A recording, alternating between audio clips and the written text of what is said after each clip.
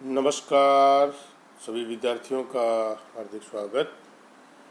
आज हम आपसे बातचीत करेंगे चूरू जिले में महाविद्यालयों में प्रथम वर्ष में प्रवेश के लिए सीटों का गणित। देखिए, स्नातक स्तर के प्रथम वर्ष में जो प्रवेश है वो प्रारंभ हो चुके हैं 18 अगस्त से, और विद्यार्थियों को बीए, बीकॉम और बीएससी भाग प्रथम वर्ष में प्रवेश महाविद्यालयों में लेना है। तो विद्यार्थियों को आवेदन करते समय इस बात की जानकारी होनी चाहिए कि किस महाविद्यालय में कितनी सीटें उपलब्ध हैं और कौन कौन से विषय में उपलब्ध हैं। जैसे बीए है, बीकॉम है और बीएससी है। अब कुछ महाविद्यालय ऐसे हैं जहाँ पर तीनों सब्जेक्ट हैं, कुछ महाविद्यालय ऐसे हैं जहाँ पर 2 ही सब्जेक्ट हैं, और कुछ महाविद्यालय ऐसे भी हैं जहाँ पर केवल एक ही सब्जेक्ट है, यानी एक ही संकाय है, आर्ट्स, कॉमर्स, साइंस। तो अगर सीटों का हमें पता होगा, गणित पता होगा, तो हम उसी के अनुरूप आवेदन कर सकते हैं और अपनी जो मेरिट है वो बहुत हाई जाने की संभावना है, क्योंकि सभी विद्यार्थियों को प्रमोट किया गया है। अब प्रमोट करने के कारण सभी विद्यार्थियों का जो रिजल्ट्स है वो बहुत बेहतर रहा है और सभी विद्यार्थी पास हो गए हैं। तो आपको पता होना चाहिए कि किस महाविद्यालय में कितनी सीटें हैं, और हम सिर्फ चूरू जिले में जितनी सीटें उपलब्ध हैं, कौन कौन से महाविद्यालय हैं, इसके बारे में अध्ययन करेंगे। तो ज़्यादा समय आपका नहीं लेंगे और शुरू करते हैं आज का हमारा टॉपिक। चूरू जिले में महाविद्यालयों में प्रथम वर्ष में प्रवेश के लिए सीटों का गणित। मैं डॉक्टर महेंद्र खारडिया आपसे बातचीत कर रहा हूँ। देखिए कि महाविद्यालयों में बीए, बीकॉम, बीएससी प्रथम वर्ष में प्रवेश के लिए सीटों का गणित, यह है आज का हमारा टॉपिक। आयुक्तालय कॉलेज शिक्षा राजस्थान जयपुर के निर्देशानुसार महाविद्यालयों में स्नातक स्तर पर प्रथम वर्ष के लिए प्रवेश प्रक्रिया 18 अगस्त से प्रारंभ हो चुकी है। महाविद्यालय में प्रवेश के लिए विद्यार्थियों को ऑनलाइन आवेदन करना होता है। महाविद्यालय में अगर आपको प्रवेश लेना होता है तो विद्यार्थियों को ऑनलाइन आवेदन करना होता है। ऑनलाइन आवेदन करते समय किस महाविद्यालय में किस विषय की कितनी सीटें उपलब्ध हैं, इसकी जानकारी होना बहुत ज़रूरी है। अगर आपको इसकी जानकारी नहीं है तो आप जो प्रवेश के लिए आवेदन करेंगे उसमें आपको दिक्कत आएगी, क्योंकि अगर आपको पता होगा कि किस महाविद्यालय में कितनी सीटें किस विषय की उपलब्ध है तो आपको प्रवेश लेने में आसानी रहेगी, और महाविद्यालय में प्रवेश होने का जो मेरिट है उसका भी अंदाज़ा हम लगा सकते हैं, क्योंकि अगर सीटें कम होगी तो मेरिट बहुत ऊंची जाएगी, और सीटें अगर अधिक होगी तो मेरिट अब उनकी अपेक्षाकृत कम रहेगी। तो हम कयास ज़रूर लगा सकते हैं, क्योंकि इस बार सीबीएसई और माध्यमिक शिक्षा बोर्ड राजस्थान द्वारा विद्यार्थियों को सीनियर सेकेंडरी परीक्षा में प्रमोट किया गया है तथा सभी विद्यार्थी प्रथम श्रेणी से उत्तीर्ण होने के कारण मेरिट ऊपर या हाई जाने की संभावना है।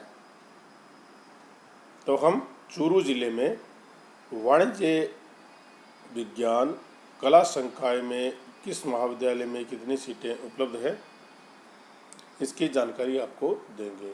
और इसके संबंध में दैनिक भास्कर में हमारा एक लेख आया था, तो उसके अनुसार जिले में सरकारी कॉलेजों में इस प्रकार की सीटें हैं। मतलब सरकारी जो कॉलेज चूरू जिले में जितनी भी हैं उन सब में किस महाविद्यालय में कौन कौन से विषय में कितनी सीटें हैं इसका विवरण आपको दे देते हैं। जैसे लोहिया कॉलेज चूरू है, उसमें कला संकाय में 1600 सीटें हैं, विज्ञान में 528 और वाणिज्य में 600 सीटें हैं। क्योंकि राज्य सरकार ने भी एक आदेश जारी किया गया है कि सभी विद्यार्थियों को हितों को ध्यान में रखते हुए सेक्शन को 80 से बढ़ाकर 100 का कर दिया गया है। यानी पहले जो 80 सीटें थी उसको बढ़ाकर 100 का सेक्शन कर दिया गया है और ये 70 वर्तमान सत्र के लिए ही किया गया है। गर्ल्स कॉलेज चूरू जिसमें 200 सीटें हैं, यानी 2 सेक्शन हैं, वो सिर्फ कला संकाय है। गर्ल्स कॉलेज राजगढ़ में भी सिर्फ कला संकाय है और राजकीय कॉलेज राजगढ़ में भी 202 ही सेक्शन है और सिर्फ कला संकाय है। और गर्ल्स कॉलेज रतनगढ़ में 400 सीटें हैं, यानी 4 सेक्शन कला संकाय में है। जालान कॉलेज रतनगढ़ में 4 सेक्शन तो कला संकाय में है, 1 सेक्शन आपके विज्ञान संकाय में है और 3 सेक्शन वाणिज्य संकाय में है। आपको ये ध्यान जरूर रखना है कि किस महाविद्यालय में कला संकाय और वाणिज्य संकाय और विज्ञान संकाय है। तो एक तो लोहिया कॉलेज चूरू में 3 विषय हैं, एक जालान कॉलेज रतनगढ़ में 3 विषय हैं और राजकीय कॉलेज राजलदेसर जो कि अभी खुला महाविद्यालय है उसमें 200 सीटें हैं कला संकाय की। और गर्ल्स कॉलेज तारानगर में 2 प्रकार के विषय हैं, कला संकाय और विज्ञान संकाय। कला संकाय में 200 सीटें हैं और विज्ञान संकाय में 88 संकाय हैं, 88 सीटें हैं। राजकीय कॉलेज तारानगर जिसको MJD कॉलेज तारानगर भी बोलते हैं, 400 सीटें यानी 4 सेक्शन, विज्ञान में 2 सेक्शन हैं और वाणिज्य में 1 सेक्शन है। SVD सरदार सर की जो कॉलेज है उसमें 6 सेक्शन आपके कला संकाय में है, 264 सीटें विज्ञान संकाय में है और 300 सीटें आपके वाणिज्य संकाय में है। और सुजला कॉलेज जिसको हम सुजानगढ़ कॉलेज बोलते हैं उसमें 5 सेक्शन कला संकाय में, 2 सेक्शन आपके विज्ञान संकाय में और 4 सेक्शन आपके वाणिज्य संकाय में उपलब्ध हैं। राजकीय महाविद्यालय विद्यासागर जो कि अभी खुला हुआ है इसमें 200 सीटें कला संकाय में, 88 सीटें विज्ञान संकाय में और वाणिज्य संकाय में आपके 100 सीटें हैं। तो इस प्रकार से महाविद्यालय जो राजकीय महाविद्यालय हैं उनमें सीटों का विवरण इस प्रकार है।